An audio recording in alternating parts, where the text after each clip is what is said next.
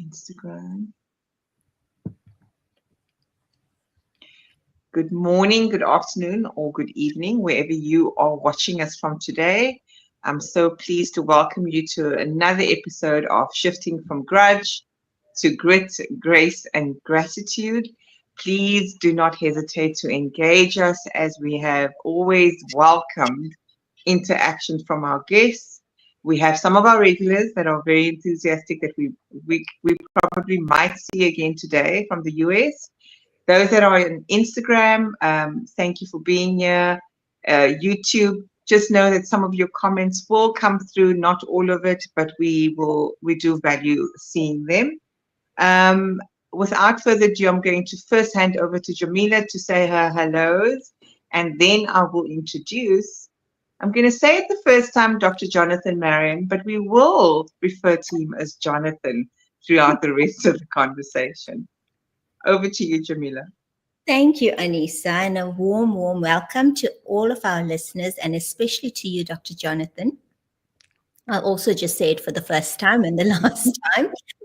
We're so pleased to have you on the podcast today and excited to hear all about what you do and where you are and the nomad that you are. And we're so glad that we've got a guest on today who hasn't had to get up at the crack of dawn to the podcast. We normally have people coming in from the US, and it's literally like a 5 a.m. morning start for them. So yeah, thank you, Anissa, and looking forward to this session with Jonathan today. Absolutely. So what are we talking about today? We're talking about manifesting fulfillment. I'm looking forward to that. Jamila always says this, sometimes this weekly conversations is here in service to us as the host, because we are growing through our own experiences as well. So we're going to talk around how to embrace, connect, and live authentically. Just a short bio of Dr. Jonathan Marion. He believes that when we live, connect, and communicate authentically, we send out ripples, which make the world a more caring and connected place, one ripple at a time. Having seen this dynamic over 20 plus years as an award-winning cultural anthropology professor and author, Jonathan feels that how we show up is the key to living deeply meaningful and fulfilling lives. Oh, I'm already feeling so connected here. And now works as a transformational life coach to be a catalyst for exactly such transformations. Overlapping his coaching and academic work in powerful and unexpected ways, Jonathan is also passionate about and has worked as a, wait for it, photographer and partner dance instructor, now primarily focusing on Brazilian. I'm not sure if I'm going to do the next word justice. Zouk or Zouk? Zouk. Zouk. There we go. Without further ado, please welcome, and I'm really looking forward to just engage authentically and meaningfully, not scripted. So you are our kind of guest that we love to have on this segment. Thank you so much, Anissa and Jamila. Pleasure to be here. So we always talk about the start of, when you signed up to be on the segment, it was about the hero's journey. That's probably what attracted you. And we all have multiple hero's journeys. Where did yours start? And maybe just give us a bit of a context around where it started and why you are in the current nomadic role that you play today. Sure. So as far as you said, we all have many of them in the course of our life and over time. But the one that I think is particularly pertinent for what I do now really happened in two phases in 2019. As you had noted, I'd been an academic before that. I was a cultural anthropology professor. And in the first half of 2019, I was on a research trip in Rio de Janeiro and staying with a good friend of mine who, whenever I was in town, would let me stay in a small back bedroom. And I remember sitting in his living room one day and going, wait a minute, I feel more at home here in a bedroom that's smaller than the closet in my master suite of my house back in Arkansas. What's going on? And when I really did some, reflection and self-interrogation, it had to do with the quality of relationships. And that the people who knew me in Brazil and were my friends and cared about me, they may have known what I did professionally and they may have been proud of me or proud for me, but they didn't really care. They loved me, the person, not the external accolades. And that as long as I stayed in academia, where it was going to be about what's your latest publication, your latest conference presentation, your latest teaching evaluation, your latest grant proposal, it was always going to be about those external measures of success and not the things that were actually meaningful and fulfilling to me as a human being. The second phase of that, and this is where the dancing falls in a very unexpected or overlapping way, I was doing research on Brazilian Zouk from an academic perspective while I was there. One of the teachers who I had worked with in Sao Paulo, we had been talking about the difference of value from like actively doing, just inherent value from being. And I really thought I understood it. I really thought I was on team being, if you would. But then when I was back in the US later that year, early November 2019, out of nowhere, I had a spinal injury and nerve damage. And to this day, we don't know what caused it. But for 5 weeks, I couldn't even roll over on a side unassisted. And there was nerve pain, nerve damage. And I didn't know if I was ever going to walk again, let alone dance again.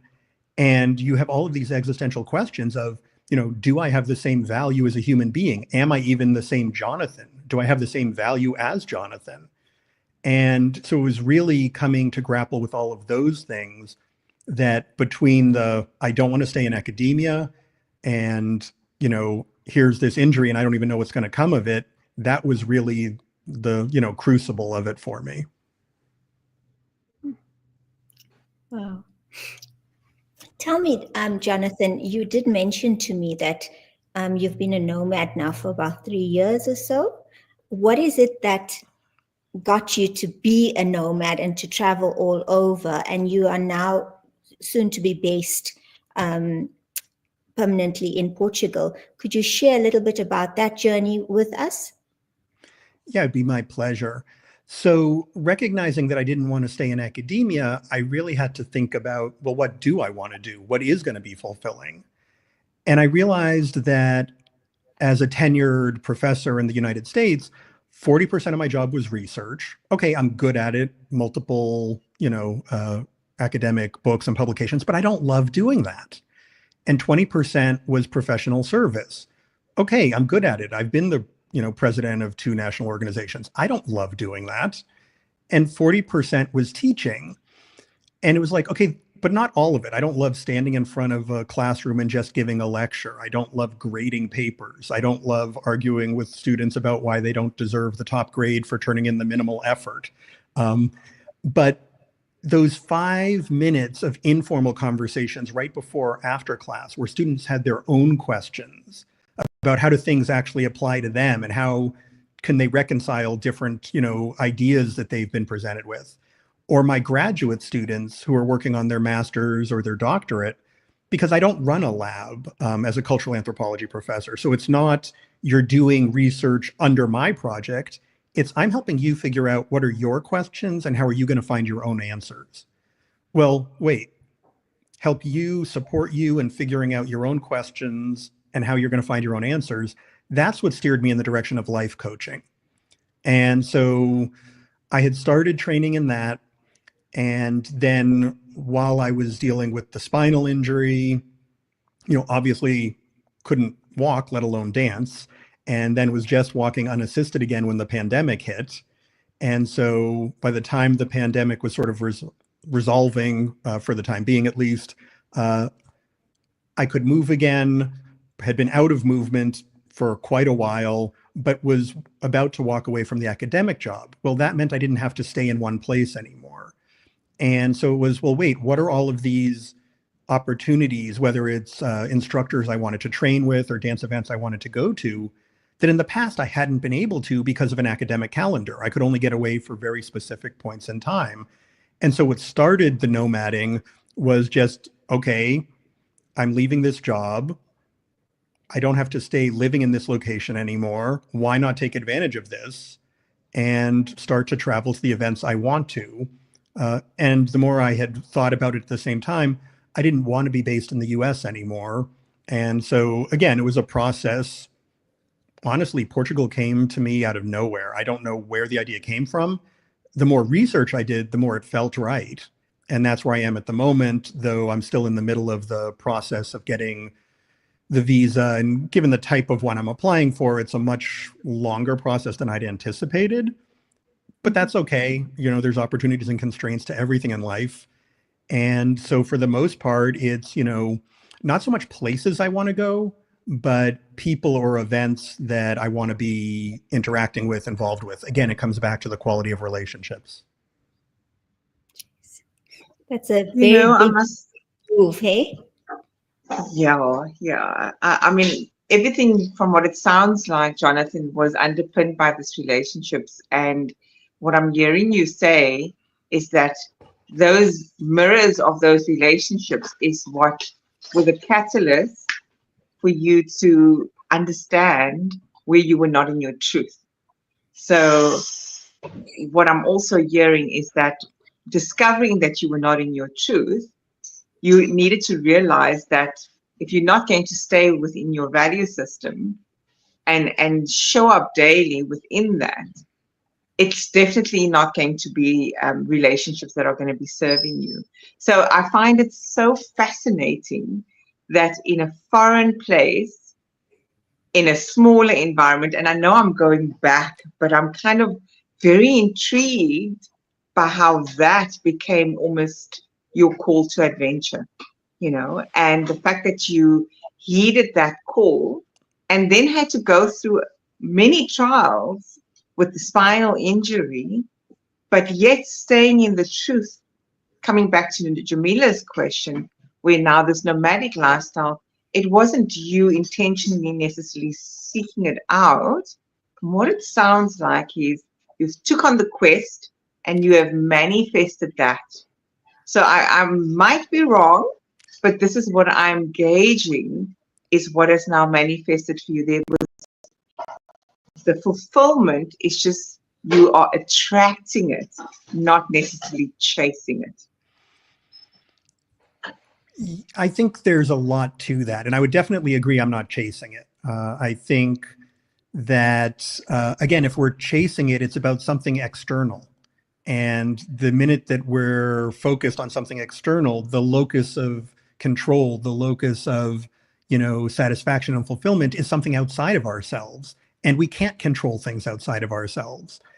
And when I was really reflecting on what direction I wanted my life to go in and how I was going to pivot and how I was going to really go about trying to shift my reality, if I thought about the people who had been the most important, impactful in my life, yes, sometimes there was something really valuable in what they said or, you know, a takeaway, but much more than that, it was how they showed up. It was who they were as a person. It was like, oh, there's something there, how they relate to people, how they, you know, only act from being very centered in who they are. And so it was that lesson of, you know, really getting in touch with what was authentic to me, communicating from that point and connecting with people from that point. And that goes back to that, you know, part of the introduction that you read. Those are the ripples. It's when we show up with authenticity, when we connect with authenticity, when we communicate with authenticity, that really empowers other people to do the same, because that's what empowered me to do it. And that's what I try and support others in doing now. I found in my life that it took me a while to realize that, you know, I needed to be authentic for my own benefit. And I found that I lived my life people pleasing. So always saying yes to everyone else and never ever being authentic to me. So like I said, I found that later on in my life. And, you know, I've I have a few colleagues, and I found that they've gone through the similar journey where it's later on in their lives where they've made that decision to be as authentic to themselves as possible, and on that journey for, consciousness and enlightenment and whatnot.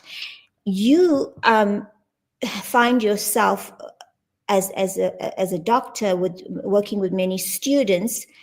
Do you find that the younger generation are now holding on to their authenticity from a much younger age, or do you feel that this is happening for people later on in their lives? So it's a great question. And I think the idea of authenticity certainly has entered sort of common use much more so than it did when I was younger, for sure. And so I think there's an awareness around it. That said, what does it even mean, right? And so I think that I do find that at a younger age than I was aware of, people are interested in it. Yet at the same time, there's a difference between when you're still even trying to figure out what is interesting to you, what you think. It takes some time to develop your own thoughts and get out of the things that you've sort of internalized without realizing it. And you can't really hone in on what's authentic to you until you've broken out of or opened your mind to possibilities beyond. So I think it's a iterative process. So I would certainly agree that I think people are paying attention to it starting younger, but it's not like if you pay attention to it from an earlier age, you're already there. It keeps getting refined. It keeps going, okay, what's another piece? And so I think that, if you old, types of stone carving or wood carving are really great analogies. It's not about adding material. It's about, stripping away material. And that the more we develop our skill at it, just like a sculptor, then the more efficient we are at it, and the more we can, strip away just the right amount or see the possibility inside much more easily without forcing it. What I'm getting a sense of and hearing, and I'm going to bring it back to the hero's journey again, because I suppose, Jamila, you are right. This is a more conscious generation, but I also think there's the element of those dark night of the soul experiences, no matter what shape or form or context and in which construct that takes place. But I find that is almost always when that level of authenticity increases, because we're letting go of the layers and unveiling all these masks, or those saboteuring behaviors that Jamila spoke about, the people pleasing, the perfectionism, the hyperachieving, all of those saboteurs is also what tends to not make us authentic. So I find in my personal lived experience, I was almost forced through these very difficult experiences, through loss of some form or shape, that only then I was pushed into a direction of, hey, you need to start getting real, and let go of this mask, the superficial mask, or these archetypal roles that you're playing. So would you say, Jonathan, that plays equally a significant role, that it's our experiences that catalyzes when we shift more into authenticity? I would say that are a catalyst, as far as it's a challenge point of whether you do or don't. I don't think everyone does move there. And again, I think we all, internalize patterns that we never even realize we've internalized as we grow up, as we're exposed to things. And so as much of a sort of a flippant cliche type of statement as it is, the old idea of if you always do what you've always done, you'll always get what you always got is really applicable here. And so it's only when we start to recognize the patterns of, wait, this keeps happening. Well, okay, do you want it to keep happening? And if the answer is no, then you can't keep doing the same thing and expect a different outcome. And so that's really the challenge. If you want things to be different, are you willing to pivot? And to go back to the point Jamila was making, that pivot means, what are the things which, again, if I think about my own life, how many times, and no one I've talked to this isn't true for, at some point goes, oh, I wish I'd said something differently. I wish I'd done something differently. Maybe it's 2 hours later, 2 weeks, 2 months, 2 years. But it gets to a certain point where it's like, okay, but wouldn't it be nice to do that less? I don't think we ever, don't have anything we wish we'd done differently. But what's a trick? Not even a trick, what's a way forward to minimize those types of things? And for me, what I found was it's focusing on how. And whether it's in this particular conversation that the three of us are having, whether it's with my, boss at work, whether it's with a family member, how do I want to show up? How do I want to speak? How do I want to act in this specific circumstance?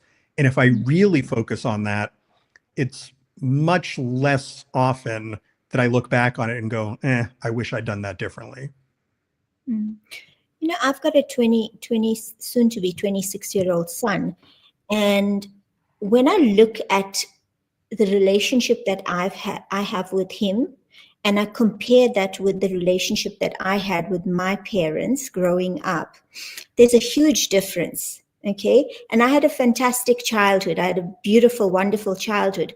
But I held my parents in this, they were role models to me for sure.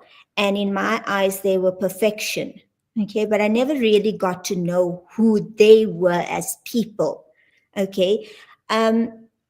And what I've done now with my son that's different is I've had to be like really real and honest with him about Jamila the person, not Jamila the mom, but Jamila the person. And in doing that, I've had to be quite vulnerable. So tell me, what role do you think does vulnerability play in building deeper and more authentic connections?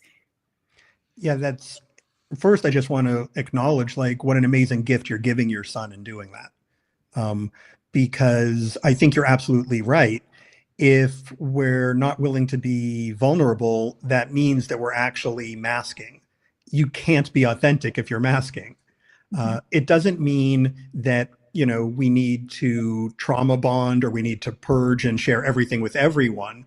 But where it's appropriate, where the relationships matter, well, if you really think about it, right, there's no such thing as a relationship in the abstract.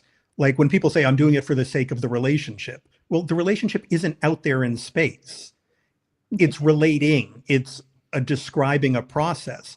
And if I'm only relating to you with part of who I am, then I've actually limited the depth of the relationship. And so it's only if I show up with everything that's going on. So for example, when I was dealing with the spinal injury, I needed help. I literally could not do things. And so at the time, I ended up posting on my social media, saying, look, for all the people who are local, I need assistance. I need someone, 5, 10, 15 minutes a day. I don't need a lot of your time, but I literally need people to refill my water bottle, mix up protein shakes, and empty a portable urinal. That is not what I like to introduce myself with, right? That's not how I go around and try and present myself in the world, but it was the truth. And if I had not put that out there, there is no way for people to have met the needs I had. But it also then opened up the door for when other people were going through things, there's less of a concern about judgment. There's an awareness of, oh, wait, you're a true human being and I can reach out to you as that. Anissa, how does that resonate with you? Sorry, what were you saying, Jamila? I said, how does that resonate with you? Because I mean, it's just hit all the points for me. And the lack of letting go of judgment, especially when you open yourself up, then you are in a space where you don't judge. And that's a beautiful space to be in, where you accept yourself exactly for who you are, shadow self, side, and all of that. And it's so important for you to do that, not just for yourself, but in the relationship that you have with everyone around you. You know, Jonathan, the part that connects very meaningfully for me, and something that I struggled with, is asking for help. And on again, I'll bring it back to the hero's journey. We always think we are alone, but we're never quite alone. And it's only when we open ourselves up to it. So I just want to acknowledge that people underestimate how difficult it sometimes is to go and ask for help. And to Jamila's point, a very valid point around vulnerability, is it is about opening ourselves to that, but giving ourselves grace in that period of time, because we're so used to and conditioned to believe we need to do it ourselves, that this quest is ours and ours alone. And when we accept it and step into that unknown, because that was an unknown for you, this world of not knowing what's next. Am I going to dance again? I'm going to walk again. And it's terrifying in those moments to even go through that. Now to ask for help, putting your entire persona into the public realm, it's not an easy thing to do. So I just want to acknowledge that you've even come here today and shared that publicly. So it's an invitation that we give others. And so I always feel grateful, Jamila and I feel grateful to manifest the type of guests like yourself that can take this movement even the next step further. So very grateful, because if you can talk publicly about, here's what I needed, just 15 minutes a day, it doesn't need to come in the forms that we think it's always going to be. Often it's the ones that are not part of our immediate circle that holds that sacred space for us so beautifully. Who, if I may ask, do you want to honor and acknowledge in this moment right now that's been that for you, whether it is from the social media realm or outside of that walk the journey with you? Yeah, so it's so funny. There's so many people who could come to mind at different junctures. Most recently, before I got to Portugal a couple of weeks ago, I was in Bali for 2 months, and some of it was a dance and embodiment retreat. And one of the people I met there, Lauren, really became a very powerful mirror for me.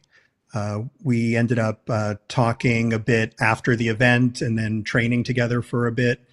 And, just being willing to share what she saw without like, I need to say it in exactly the right way. And, when you care enough about someone to just tell them your truth, it was such a powerful thing, because it's like, oh, I didn't even realize that some of these things might have looked a certain way or might be coming across in a certain way. And it's such an opportunity for me to then go, okay, there are parts of that that make perfect sense. But if I don't want it to be seen that way, or if I want it to look a different way or feel a different way to people, then I need to change something. And so when people are willing to be that honest mirror for you, without judgment, it's not this is right or wrong, but this is just how I'm experiencing it or how I see it. I really appreciate her and, people like her who offer that to others in their lives. Thank you. Unmute, Anissa. Just saying that was beautiful. Seeing the gifts within the mirrors, and sometimes those mirrors are not easy ones. They are difficult ones to have that reflection back at us. But if we change our perspective and see them as gifts and opportunities for our own expansion, then I think it is just a beautiful exchange overall, regardless of whether it's perceived to be not so great to receive in that moment, whereas in other moments it's great to receive it and it feels good. But to be able to be open to both of it, I think is the art of actually appreciating those mirrors of those relationships. I think that's so well said, and it relates to other points around authenticity, which are so important, which is namely, we have to hold space for duality. It's not that it's good or bad, or it's only one thing. There's people I can find the same person, some parts inspiring, and some parts I don't want to have anything to do with them. But even that's a gift, because what is it about that? And sometimes it is like, oh, wait, there's a little more of that in me than I'd like. And sometimes there isn't. Sometimes it's, no, that's really against my values. And that helps me get more clear on, okay, what are those values? And also going back to the point you'd made, Anissa, about, it's hard to ask for help sometimes. I know it was for me. And I think a couple of things happen in that space. And one is, if I think about when I found out after the fact that someone who was a friend or I care about was going through something and I never knew it, it's like, why didn't you tell me? Like, maybe I could have done something, maybe I couldn't, but I at least would have let you know that I cared about you and was thinking about you. And when we don't put that out there, we're taking away the possibility of actually relating and having people relate to us.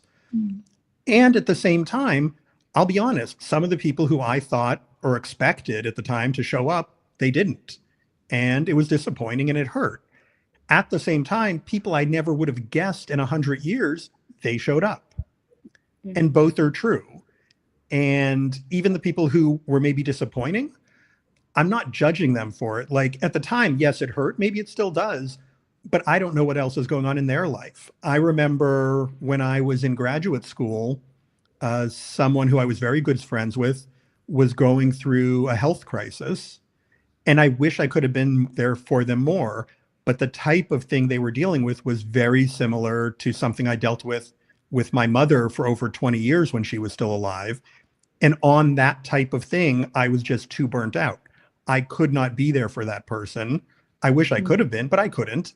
But that's not, and that's true for anyone and everyone. Like, we all have the best we can in the moment, but we don't even have the chance to bridge that, to have that relating, for people to be comfortable asking us if we're not willing to put ourselves in the same spot. No, absolutely. I mean, I myself battle with it. I battled with it for many, many years. But I think that the more open you become to it, you have these, and we all have them, I call them angels, who come into our life, in the form of great friends, soulmates. And it just makes it easy. It becomes easier for you to be able to feel safe in the space, feel vulnerable enough and feel safely vulnerable to ask for the help. And that's such a great gift for anyone to receive, because it's like you say, you opening up, the environment to let those angels come in. And when we stay closed and want to protect ourselves, we're depriving ourselves also of allowing these wonderful souls to come in. So absolutely do agree with you. You spoke about how you were so happy in this little room, that was so tiny compared to what you were used to. And I think that would, you must have felt a sense of fulfillment in that space, or in that environment. So can you just speak to us a little bit about manifesting fulfillment, and how is it different from pursuing traditional definitions of success in our lives? Yeah. So I think the really interesting thing that, at least for me, is true in that space is fulfillment is a byproduct.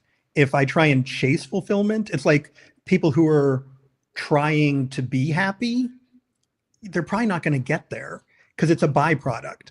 So for me, the way to really live a deeply meaningful and fulfilling life is doing the things and pursuing the things that actually matter to you and are authentic to who you are and what you care about. And fulfillment is what happens because you're in that space. And so for me, I was already switching into the coaching space, and I was literally flat on my back and overcoming that issue of, like, do I have the same value if I can't do things? And so much of the external is about the accomplishment, the accolades. And the fact is, we're human beings, not human doings. And so the acronym that I came up with for my coaching practice and that I use in coaching, consulting, speaking is being. And to me, it's sort of a strategic piece that if we use this as a sort of roadmap, it allows us to figure out what's going to be a meaningful and fulfilling life. So B is for begin where you are, because all too often when we want to change, we just start moving. But whether it's the GPS on your phone or in your car that needs a signal to know where it is before it can navigate, whether it's an old-fashioned paper map, whether it's the map in the shopping mall or the airport, if you don't have that pin that says you are here, it doesn't matter how accurate it is. And so even if we want things to change, where are we? What is our life like? What are our strengths? What are the skills we have? What are the relationships that matter to us? What are our values? Begin where you are. E is for explore where you want to go, because all too often we get caught up in the things we're told we're supposed to want. Oh, if you're going to go on vacation, this is where you should go. Oh, if you're going to splurge on something, what's all of the advertising industry about? It's like, it's this thing. If it's in a professional context, oh, you need to get a promotion. Okay, there's nothing wrong with any of those things, but are those really what's right for you? Sure, the promotion may come with a nicer office and, a higher paycheck, but what do you want that for? And it's not to say you shouldn't want it, but if it's, I get all of these things so that I can go on better vacations with my family, and why does that matter? Because the family matters. Oh, but I have half as much time for them the rest of the year because of this new job responsibility. Is that really what's right for you? And so it's explore where you want to go.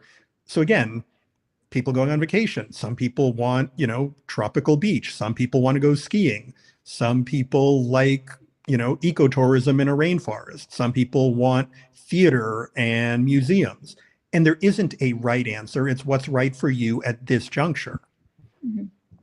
I is for identify your options, because there's always multiple ways to get between two places. So do you want the scenic route? Do you want the direct route? Do you want to stop and, visit certain people or places along the way? And the identify is also for identify how you've made your best choices. So if you think back on your life and sort of 4 or 5 key pivot points were things you really feel good about how they turned out, and 4 or 5 were, if you had it to do over, you do it differently. How did you make the decisions in each case? So for one person, maybe a pro and con list really gives them their best results. For someone else, it's a gut feeling. For someone else, it's talking to, close friends and family who know them well. So identify how you've made your best choices that you feel the best about in retrospect, and apply that to all the options you've identified. N is now start, because all too often, whether it's perfectionism, paralysis by analysis, you name it, we are so worried about accounting for everything that we never really take a step. And the fact of the matter is we can't control everything. Most of the world is far beyond our control. But if we've really done the work to identify where we are, where we want to go, and what's the way between them that's really right for you, then anything that happens is only a detour. You're not lost. So if I'm driving home from work and there's road construction, I'm not lost. It's inconvenient, it's aggravating, but I go around it. Or maybe it's not something external, but I realize that, if I go 15 minutes out of my way to run an errand, yeah, it's aggravating. I'd rather just get home and put my feet up right now. But if I do this now, then I don't have to do an extra 45 minutes out of my way each way tomorrow. And that's a choice I make. So it's a detour, but I'm not lost because I know where I'm going and why. Which brings us to the G, which is just get your best life, which isn't it's an end point and it's over, but it's really taking stock and consolidating all of the movement until now and having the gratitude for yourself and the progress and whatever skills, shifts you've developed along the way, and recognizing you now have this entire process available to you to apply at any time. I love that. I love it. I love it. I love it. You know what? The fascinated anthropologist is coming through here with this framework. It's like lead with empathy, be exploratory, be innovative, be generative, and just do what you do. You is the sense that I'm getting here. But start somewhere and don't let perfection cloud you. I think it's such a beautiful framework. And I started typing it as a comment here. I see Jamila has done the same because we find quite a bit of value clearly in it. I forgot to add the G was Get your best. Get Your get best your life. best. Yep. Okay. So, I mean, I think that's brilliant. It's a beautiful, beautiful demonstration, and just to it's something that people can just remember and connect easily to. Somebody that's a LinkedIn user said, "I love this. What's right for you?" That was the comment before. Mhm. But really, Jamila, I can simply say, I want to get away from doing and all the list of things that I need to do, and I want to almost embody this. I mean, what are your thoughts? No, absolutely. And I think that a lot of the time we always feel that you have to be a certain something to, to get to a specific point. And there's some confusion in that. And it's all about going through the layers of who we are to really understand what it is that we really, really want, or what it is that we want to embody being. A lot of the times people will tell you that, oh, you know what, we need money. I need money because this is, it's going to give me a status, and it's going to give me good things and lovely, expensive stuff. But it's actually just the freedom that you want, or that money embodies, right? So it's wonderful, and I love the acronym. I'm a huge fan of acronyms because it just stays in your brain. So I really, really love that one, and find lots of value in that. And I'm sure that our listeners will as well. So what I wanted to ask, as a transformational coach, tell us or share with us some of the most impactful breakthroughs that you've witnessed in your clients. And we always love going back to your clients, and we've had some of our guests come on with their clients, to give us an understanding of their experience. Maybe you could just share with us a couple. Sure. First of all, I just want to say thank you. I'm glad that the Being acronym lands so powerfully. And for that LinkedIn user, I just want to also, say how important that is, because it's what's right for you, and it's what's right for you right here and now. We're all evolving, changing, growing, and circumstances change. And so once you've identified something, it doesn't mean that you're locked into it. Because again, that's part of the point of Get Your Best is once you have this process under your belt, you can use it at any point to, whether it's on a different topic or just because you're in a different place. It's not an ending point. It's just, a development. And so with that, the example I actually want to share was the first client I had after I finished coming up with this framework.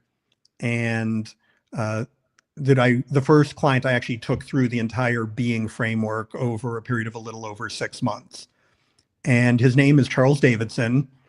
And he is the founder of a nonprofit, which is now called Innovations in Peacebuilding International. It had a different name when we started working together. I think it had existed for 10 or 11 years at that point, but he does other things as well. But through the coaching, he really got much clearer about what he cared about and what was important to him about the nonprofit. And, both in his own life made some real changes. But the thing that was so interesting to me is, and this goes back to that power of authenticity, when it became so clear what mattered, why it mattered, how they wanted to show up, it involved a rebranding under the new name. It involved a restructuring of the board. And I followed up with him 3 months later, and most recently, I think we spoke 2 years after we finished our engagement. And the thing that I thought was so interesting is I'm not a financial person. I don't do financial coaching.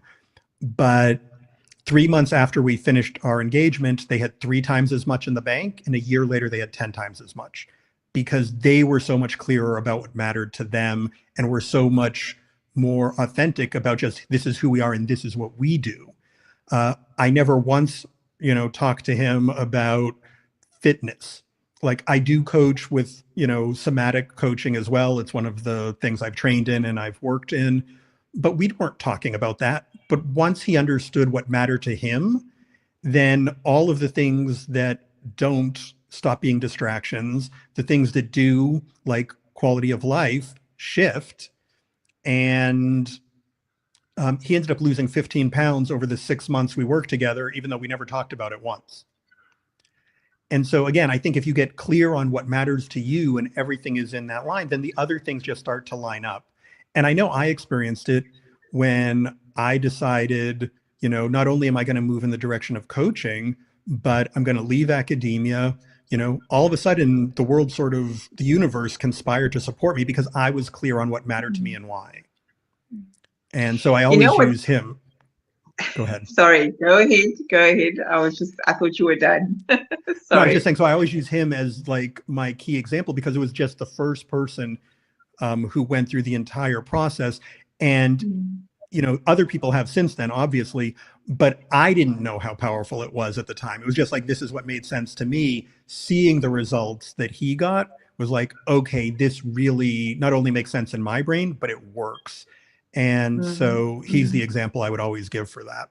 And the one thing I would say about why I refer to myself as a transformational, coach, consultant, and speaker is I don't see myself as, and it's not my goal or framework to be one of those coaches who's been working with a given client for 2 or 3 years.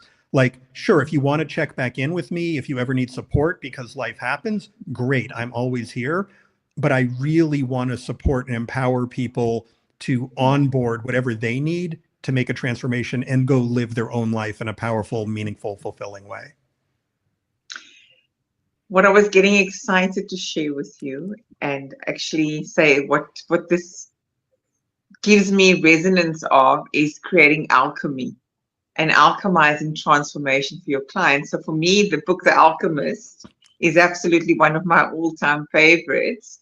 Where did this framework, where was it birthed from? What book inspired you, or what person, or what internally drove you to come up with this framework? Because like Jamila, I love acronyms. I wrote an ebook with acronyms in a silent retreat after 10 days in my head, so much so I love acronyms.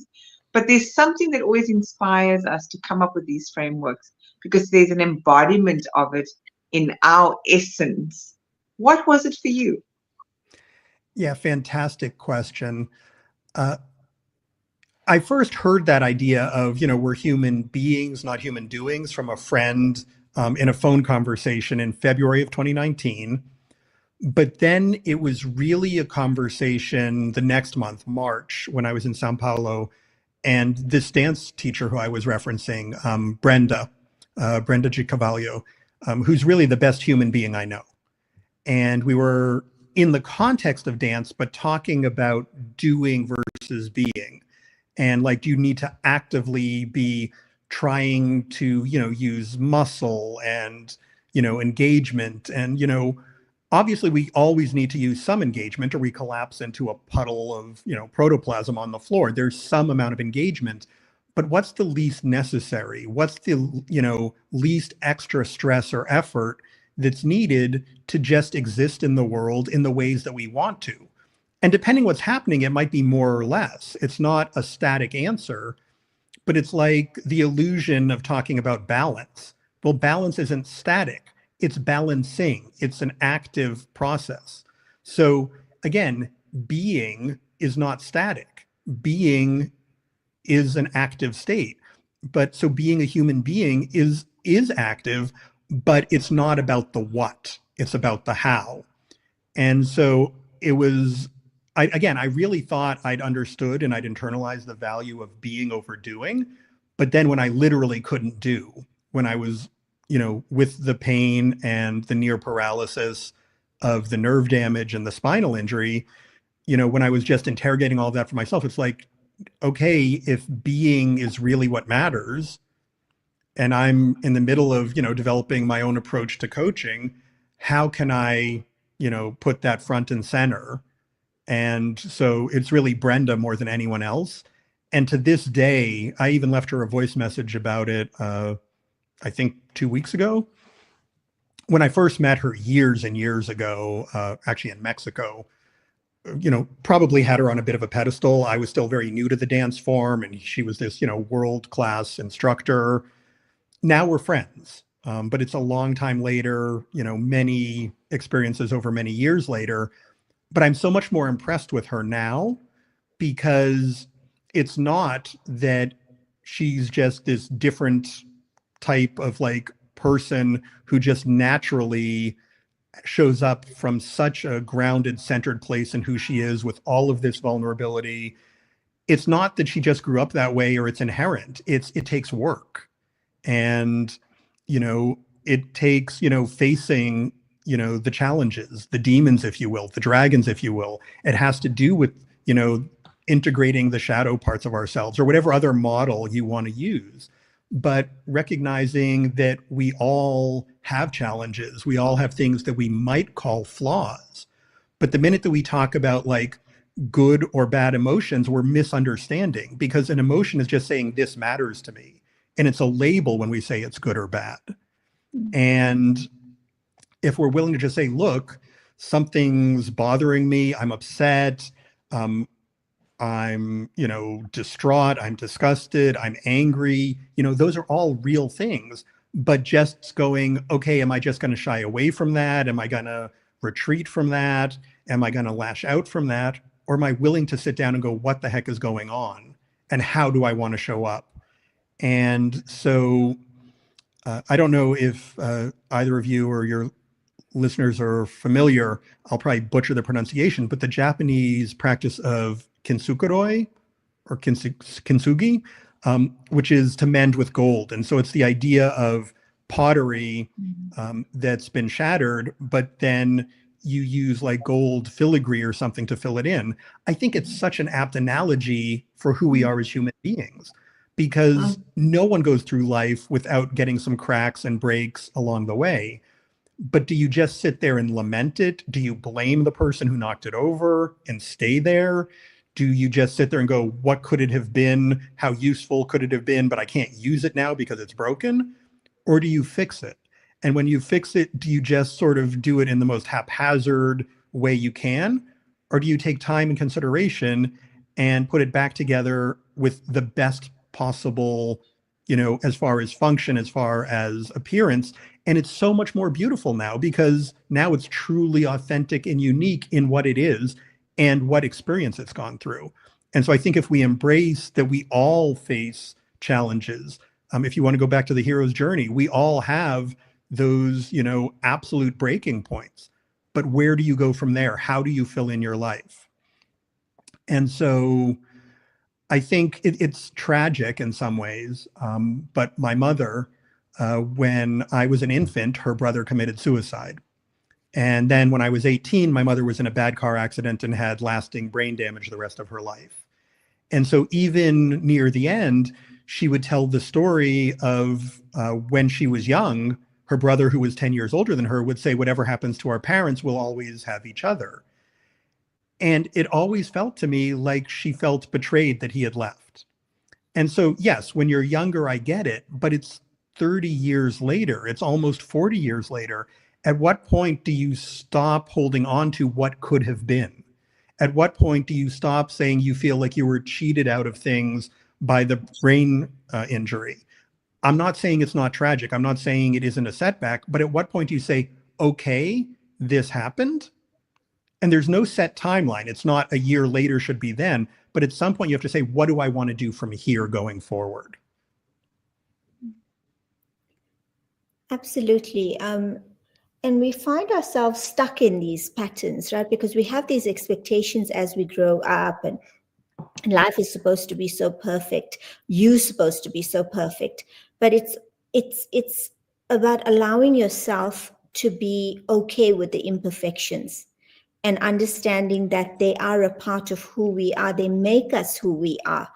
And I find that, in having this perspective, it just allows you to look at the challenges that come through into our lives from a different point of view, because you start looking at it and asking yourself the questions of, what is this here to teach me? How am I supposed to be better from this? And that's just been, a huge change for me in just allowing myself to be okay with the imperfections, to be okay with the challenges that come, and not fall into that victim mentality again. So I think, Anissa, we're nearing the end of our hour. And it's been so incredible having you. I mean, I just love that acronym that you left us with. As you said, it's so powerful. But before we start to say our goodbyes, is there something that you could leave us with, one more key takeaway maybe about manifesting fulfillment? What would that be for you? If I can sneak it in, I'll give you two. Thank you. You may. Please do. So the first one is all the times that we think or say should. This person should treat me differently, should recognize my efforts, I should go to the gym, my kids should listen to me. Any version of should is fighting with what is. So anytime there's a should, replace it with a could. My efforts could be recognized. My kid could listen to me. I could go to the gym. Well, has it happened or hasn't happened? And now what do you want to do from there? So that would be my first. And the second would be, again, there's amazing work on, what's, your meaning, what's your why. Simon Sinek is well known for it now. Viktor Frankl in logotherapy was all around finding the meaning. But I know that in the moment, when it's, whether it's overwhelming emotions or competing pressures, that can be too big to get in touch with. So I would always go back to how. How do I want to show up right now? And when it's really overwhelming, there's a version I call future casting, which is when I step out of the situation, I take 5 minutes and I go, looking back on this in 5 years, what is the 5 year from now version of Jonathan? What am I going to have wanted to have done in this moment? And then no matter how hard it is, that's my North Star. Beautiful. I'm typing away here. You're going to see it come up on the best I could, as fast I could. So that was some really beautiful golden nuggets there and gems. I want to just acknowledge the LinkedIn user is Priscilla Mari, and also from South Africa, who's joined in. Those that are on the Instagram, I know I've been quiet, but there's been just so many gems from Jonathan that we wanted to capture it all. Those that are watching the replay, please don't hesitate to watch throughout, because it just gets more exciting and more enlightening and more energizing. Oh, that was 3 E's. Can you see? I'm into the acronyms again. That was the triple E effect there from Jonathan.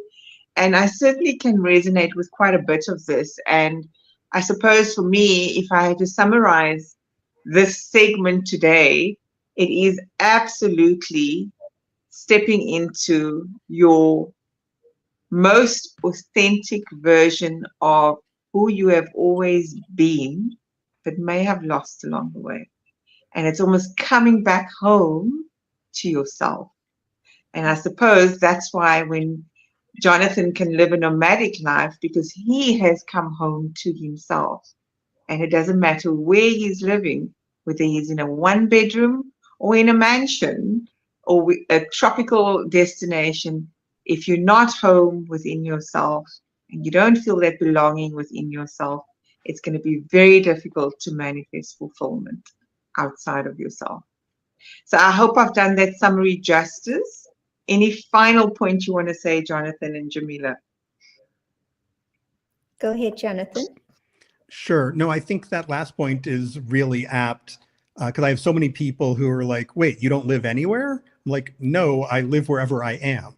Because, you know, if I'm okay with who I am and, you know, that, sure, it would be nice to have a home base to leave some stuff some of the time, but that's just logistics. That's not really home. And for anyone who might want some support in, you know, figuring out a next step, not even a consultation. This is totally complimentary. Stepstochat.com. It's a what's your next step chat, 30 minutes. Happy to offer it. If after that you want to like consider working together, let's do that. But your next steps chat is stepstochat.com. And if anyone just wants more information, stepsalongtheway.global, because the steps along the way are how we've gotten where we are. And being deliberate about the steps you take next, that's the way you get your most deeply meaningful and fulfilling life. So more information is at stepsalongtheway.global, and your next steps chat is at stepstochat.com. And thank you so much, Anissa and Jamila. It's been a pleasure. No, thank you so much, Jonathan. This has just been such an insightful hour with you, with great takeaways. And we're really, really grateful that you could share this hour with us. And we hope that you will come back on again at a later date, maybe in 2025, and speak to us again. And thank you also for offering so generously, you know, the steps to chat. I know I'm definitely going to be calling you up on that. So, Anissa, I think this is it for us. The hour has come. Dr. Jonathan. Yes.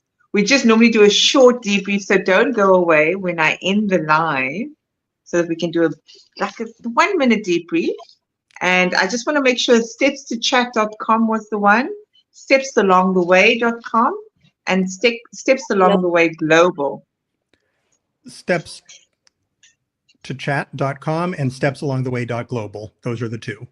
.global. I'll edit it. I made one mistake there. Stepsalongtheway.global, stepstochat.com. Okay, it's in the chat, Anissa. So I think everyone, please take advantage Should of have that. it. Amazing. Yeah. Yes, definitely. So I'll end the live. Thank you for those that joined. We'll see you again next week, and manifest your fulfillment just by staying real, keeping it real. On that note, I'll end.